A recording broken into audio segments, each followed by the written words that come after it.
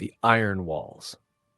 The kingdom of Eldrian was known for its majestic cities, vast farmlands, and impenetrable fortresses, but none were as formidable as the Iron Walls of Valdor, a fortress so grand and indestructible that it became a symbol of the kingdom's strength. Its walls, forged from ancient metal, were said to have been blessed by the gods themselves. No army had ever breached Valdor in the 1,000 years since it was built. Inside these walls lived King Darius, a man of great power and vision. His ancestors had ruled Eldrian for centuries, and Darius was determined to leave behind a legacy greater than any before him. His desire for conquest and glory knew no bounds.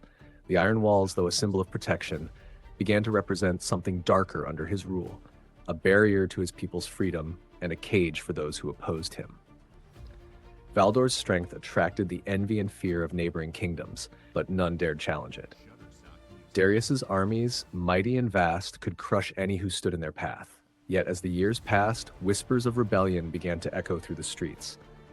The Iron Walls, once a sign of pride, now suffocated the people of Eldrian, who longed for peace and prosperity rather than endless war. One such rebel was Talia, a skilled archer from the southern province of Astoria. Her village had been ravaged by one of Darius's campaigns, and her family had perished in the flames of conquest. Her heart burned with vengeance, not only against the king, but also against the Iron Walls that symbolized his tyranny. Talia became the leader of a growing resistance, a group of farmers, warriors, and scholars who believed in a future without the Iron Walls and the oppression they represented. Talia's plan was audacious. She had heard of a legend that the Iron Walls, though impervious to force, were vulnerable from within. Deep beneath Valdor, in the ancient catacombs, lay a forgotten chamber where the Heart of Valdor was hidden, a mystical stone that powered the fortress's defenses. Destroy the heart, and the Iron Walls would crumble. With the help of an old map smuggled from the royal archives, Talia and her group ventured into the underground tunnels beneath Valdor. The catacombs were a labyrinth of traps, forgotten secrets, and the bones of those who had perished long ago. But Talia's determination never wavered. Every step brought her closer to her goal. Meanwhile, King Darius had become aware of the rebellion, but remained confident in his fortress's strength. He believed no one could penetrate Valdor, let alone find the mythical heart. His arrogance blinded him to the growing discontent within his own walls. His soldiers, once loyal, began to question their king's endless thirst for power. As Talia and her companions reached the hidden chamber, they found the heart, a radiant crystal pulsing with the energy of the fortress. But it was not unguarded. A guardian, an ancient being of stone and metal, awakened as they approached. The battle that ensued was fierce, and Talia lost many of her friends. But in the end, she stood victorious, her arrows piercing the guardian's core. With the guardian defeated, Talia approached the heart. As her hand touched the crystal, she could feel the immense power flowing through it.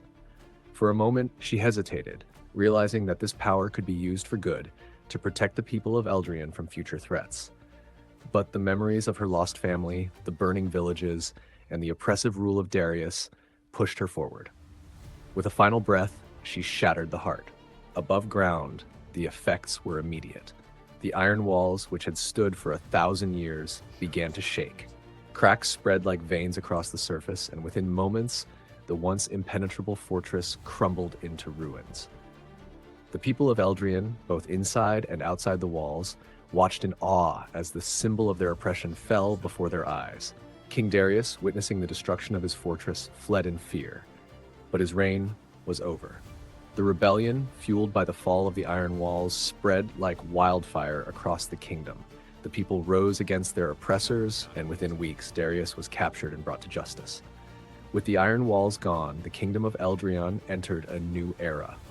Talia, though haunted by the losses she had suffered, became a symbol of hope and resilience. The people rebuilt their cities, not with iron and stone, but with trust and unity. And though the Iron Walls had fallen, the memory of their destruction served as a reminder that no wall, no matter how strong, could stand forever against the will of a people determined to be free.